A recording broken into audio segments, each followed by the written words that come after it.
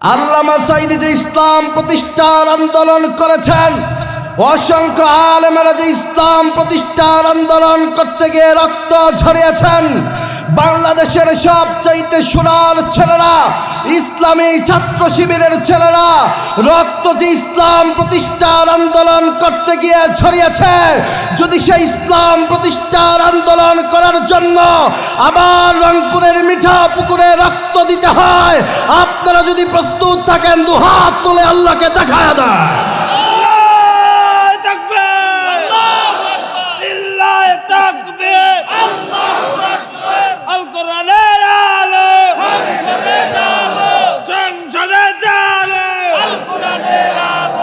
মিঠাপুকুরের ছেলেরা শুনে রাখো, ইসলামী ছাত্র শিবির সেই কাফেলা, যেই কাফেলার মিছিলের শুরুতে হেঁটেছিলেন ওমর, আবু বকর, যেই কাফেলার নেতৃত্ব দিয়েছিলেন ১,৫০০ বছর আগে বিশ্বনবী মুহাম্মদ সাল্লাল্লাহু আলাইহি ওয়াসাল্লাম, ঠিক কিনা?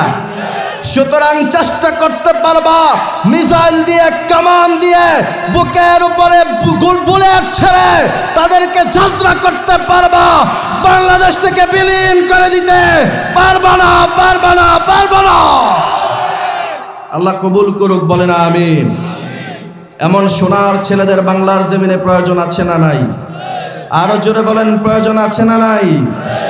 এমন সোনার ছেলেদেরকে দিয়ে সোনার সমাজ গড়া যাবে না যারা ধর্ষণের সেঞ্চুরি করে মিষ্টি বিতরণ করেছে।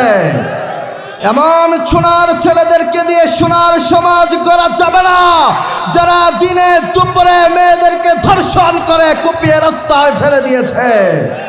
এমন সোনার ছেলেদেরকে দিয়ে সোনার সমাজ করা যাবে না যারা রিক্সাওয়ালার মাথার মধ্যে বুলেট ঠেকিয়ে, রিক্সাওয়ালার মাথার মধ্যে যারা পিস্তল ঠেকিয়ে চাঁদাবাজি করেছে, ঠিক কিনা?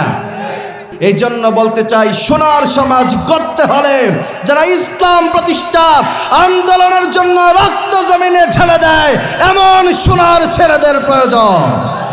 আল্লাহ কবুল করুক, বলে না আমিন।